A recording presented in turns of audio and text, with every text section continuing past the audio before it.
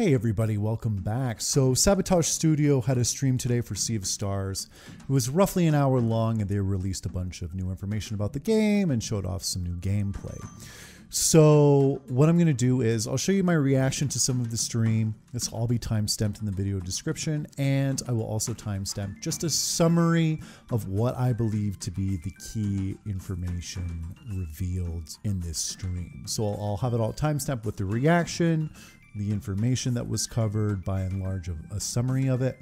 And then after that, there were two smaller videos released earlier this month too. One of them today of just quick little snippets of some of the game's areas with a little bit of music. And I'll just have those posted at the end with the video. And they're not very long. I think they're about 15 seconds each roughly. So that'll all be timestamped for you. You can check it out accordingly. Let's get started. Everyone. Honestly, look at that hype title screen even. Ah, yes, everyone is here. It's Skloot, beautiful it's pixel Storm, art on the bottom left-hand side with that and fire. Oh, pronounceable. Can we go for a stroll let's check in this the out Moorlands today? For this Q&A. Let's actually go. So we're in the Moorlands. Wait, maybe make it a bit brighter. All right. Cool. So in the Moorlands, we've got well, the first thing you see is an ant, I guess. That's absolutely beautiful game. And do a mole trail. Right? Love the enemies on screen. Oh, great pixel art. The flute, right? And I think we're going to probably hopefully see some combat today too. I know they said they were just revealing a new area, but... So Moorlands, floors that you can tell might collapse, right? So when you see them... Oh yeah, when he's stepping on them, they're kind of giving way a little bit. Circle back to breakings like that. And then of course we've got some parallax backgrounds. Love just even their simple climbing animations. They look so well done. Down. Break these nice. And there's a little mushroom cave. And so we have Gal in the party again today. All right, so characters, nice inventory. And I guess we'll go ahead and remove the amulet. That character art looks way better. It's a bit with his trusted. It's looking like the character art has been touched up to a degree, for sure. Don't know, and I guess we'll go ahead and their pixel art looks just so goddamn good. Honestly, she's looking quite a bit better here. She looks like she has more shading going on in her face. Obviously, I think it was just very much super one-dimensional in terms of the lighting on her face last time we saw her character portrait. I'm gonna have to go back and check, but it is looking better. Oh, let's do a first combat here with the hidden. Oh damn! What the shit? What the hell was that? Oh, let's do a first combat here with the hidden. A battle transition. Oh, they'd all just like jump into position. Oh, let's do a first combat here with the hidden. Yo! Oh, everyone's looking good. Oh my god, these enemies. So here's the Sroar, all right. Damn, everyone looks good. Even our cook with his pot lid looks amazing. It's because it holy crap! I did not catch it.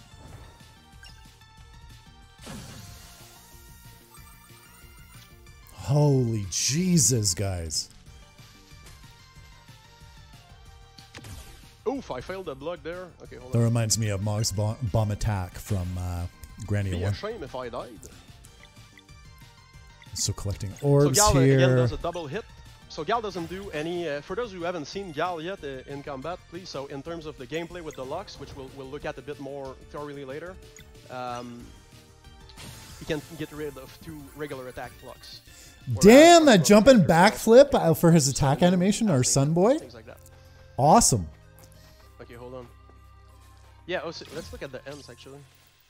Man, I could watch them jumping into battle getting started all day. Kind of playing on the mandatory meme of do you want ends? But you can use Gal to cancel that double. Oh my god, I'm just thing here. busting with how good the enemy sprites look too. Holy Jesus. And AoE heal like this. Damn! Oh, that's Chrono Trigger so hard, that shit. Please don't look at the balance demo. Yeah. I'm loving just the lighting the animations and the areas and Moon all Girl that, and Sunboy get by collecting orbs. Looks great. The numbers are not necessarily meant to.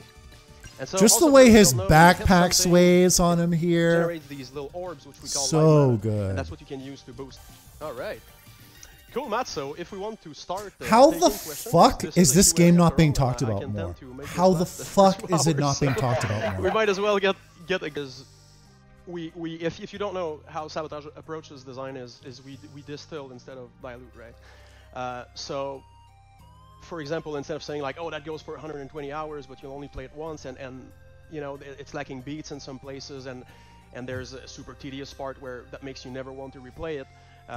You get much more playtime out of if it's really tight and you care to go at it again, right? Oh, 100%. So in Absolutely. terms of references, personally, Pausing it there for a second, because the Suikoden games, perfect example, they're super tight, there's not a lot of fluff in them, and I've replayed them over and over and over and over again. Same with Chrono Trigger. I would prefer Illusion of Gaia or Chrono Trigger rather than Final Fantasy VI, even though it's a great game, of course, right? But we won't be having triple attacks, but we will have, each character will have an ultimate attack. So nice. That's the thing we're doing instead, and you'll see it, but I'm not saying more than that, but it will be satisfactory. I like that. So each character ultimate attack. Combo attack where it's a Moonrang mixed with a Sunball. Oh damn, that looks good too. It's the same that happened with the It's the same that happened with the multiple target heal by tagging this in. Fucking level up screen. Here's another thing too, is that if you're looking at combo attacks, the music for it even both amazing. Characters spend their turn, and they also have a technical artist called Jakim, and Jakim did a refraction thing here. Oh wow! Walk behind the crystal. Look at that so shit. These are the kind of little effects, even though the game is retro-inspired. Oh, the devil's in the details, man. Absolutely. Discover, you know, just play with, and it's just for fun. Like, it doesn't really do anything other than maybe you want makes to the stay a game while look better and music and make it feel like more real and more fleshed out. I'm getting some feels doing this. Yeah, me too. All right, so now let's summarize all of the key information revealed in this stream. So when it comes to double text and triple text, there will not be triple text in this game. It will only be double text because they wanted the double text to be viable throughout the entire game. Because if you remember Chrono Trigger, once we got triple text, generally by and large, that's all anyone ever used. I know for myself personally, that was the case. I only ever really used triple text at that point. So while there won't be triple text in this game, that was a decision they made quite early on. There will be ultimate attacks, and they did go on to assure us they would be worth it. So that is definitely something worth knowing. The next thing, foraging and cooking will be a big thing in the game. You are very much going to be encouraged to forage for ingredients at all times in any area that you are. And at camp, you have the option of cooking these food items, so you have snacks later on in the adventure, and so you have something to eat before bed so you can recover your health. There will also be no missable items in this game. You will never run into something where you're in an area and you can't backtrack and therefore you miss a certain item forever. So no missable items. The other thing that was addressed is there really isn't that much RNG in this game either. Very much this game wants to be focused on timed hits and timed defense. So it's all about button input, and they very much want to focus on a balanced use of regular attacks and special abilities. And because they want that for this game, you cannot abuse MP in this game because a lot of abilities that require MP require a lot of it, so you can't just be spamming them on a regular basis. And when it comes to double text, you need AP in this game, and you get this from lock breaking, which is essentially the interrupt system in this game. So if you break all the enemies' locks that they have above their head using the corresponding attack, you will get AP and you can use double attacks. And very much they want players to have a sense of momentum when it comes to using AP. So instead of just using triple text, you're using AP with double text. And when it comes to double text, only a single character needs to use their turn. It's not like Chrono Trigger where both characters use up their turn to use a double text. So therefore you're getting more of a sense of momentum. You can keep on using double text as characters have turns without using multiple turns to do so. And they went on to say there will be customizable options in this game to tweak the difficulty. So rather than necessarily maybe an easier or hard mode, there will be certain things you can do, such as maybe giving yourself more of an allowance when it comes to timing hits, that you could possibly maybe even deactivate that entirely, guaranteeing that you have essentially timed hits all the time. I'm not exactly sure, but there will be those types of options. And there are accessories in game as well that make the game more difficult or more hard. As an example, in this stream, there was an accessory that said expert, and it drastically decreased HP while drastically increasing the damage you do when you do a timed hit. And there will be further examples of that in the completed game itself. There's also a traveling historian that was shown in the stream, and what her deal is if you give her certain items, she will be able to tell the history of that item immediately upon touching it to a book. So camping will also be story time in Sea of Stars, where you can, as I'm sure, learn back lore and story about the game's universe as a whole.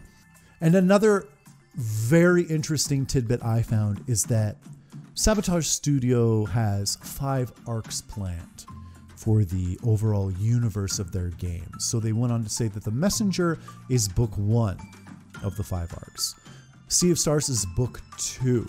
But I want to reiterate this because they said this on the stream. You don't need to have played The Messenger to enjoy Sea of Stars to its fullest. Yes, if you play The Messenger, you'll get little winks and little nods and little tidbits here and there that will obviously put a smile on your face if you did play that game, but you don't have to play it to fully enjoy Sea of Stars. It is very much made as a self-contained game. And that, by and large, is all the information covered in the stream. At least in my opinion, the big pieces of information. There are other smaller things as well that is said not to report on. If you wanted to go watch the stream in its entirety and pick up all the little things they were talking about, you absolutely can go do that. But I think I gave you the big pieces that you maybe wanted to know. So all in all, that's pretty much it. Now I'll have these last 2 videos that Sabotage Studio released on their channel play at the end in case you didn't see them. And as always, thanks for watching.